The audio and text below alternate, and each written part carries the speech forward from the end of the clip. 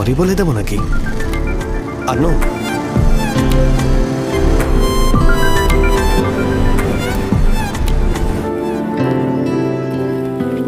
মাথা কোনো কাজই করছে না, একটা টান দিতেই হবে। এবার শেষ।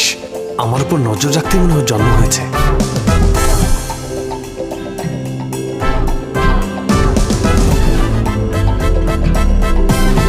ধরা তো পড়েই গেছি।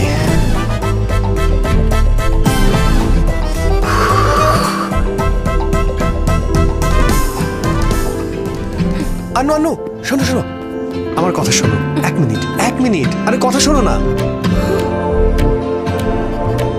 প্লিজ। শোনো, আমাদের একই ছাদের নিচে থাকতে হবে, তাই আর এমন করো না। ট্রেনে যা হয়েছে তার জন্য সরি। তুমি আমার গ্রামের সম্পর্কে উল্টাপাল্টা বলেছিলে, তাই এমন করেছি। আমার গ্রামের ব্যাপারে আমি খুবই emotional. Basically I am a good boy. আচ্ছা, তা তো দেখলাম। আরে সত্যি বলছি, দেখো।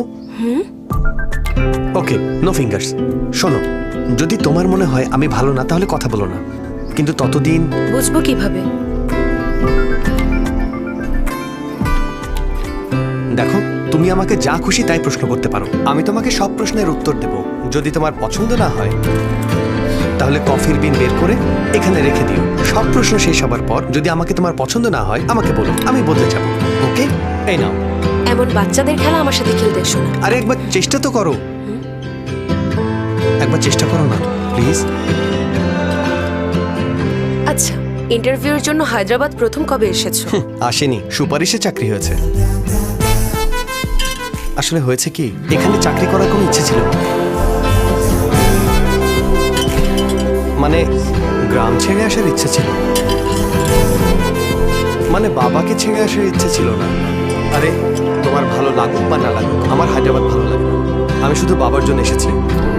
আর কি করতাম জানো তো, একটা মিডল ক্লাস লোকের আয় কেমন হয়? ছেলের পড়ার খরচ যতটুকু, যদি ক্লাস 10 পর্যন্ত পড়ে তাহলে অতটুকুই, ইন্টার পড়লে সেই পর্যন্ত, ইঞ্জিনিয়ারিং পড়লেও অতটুকুই। 20 বছর পর্যন্ত স্কুল ফিস, কলেজ ফিস, পকেট খরচ দিয়ে প্রতি বছর ইউনিফর্ম, শুজ, টাই, বুকস, পেন, পেন্সিল, জ্যামিতি বক্স, এমনকি গ্রাফিক শিট। সারা জীবন কষ্ট করার পর বাবা আমার কাছে শুধুমাত্র একটা জিনিসই চেয়েছে, একটা চাকরি। আর সেই চাকরি করে যে টাকা পাবো সেটা আমিই রাখবো। এই কারণে ইচ্ছে না থাকা সত্ত্বেও শুধুমাত্র বাবার জন্য আমি চাকরি করতে চলে এসেছি।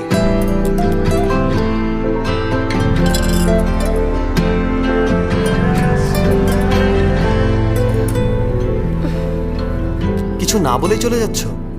একটা উত্তরই যথেষ্ট, বাকি সব মাফ করে দেওয়ার জন্য। Apology accepted. Friends? Only friends. Only friends? হ্যাঁ,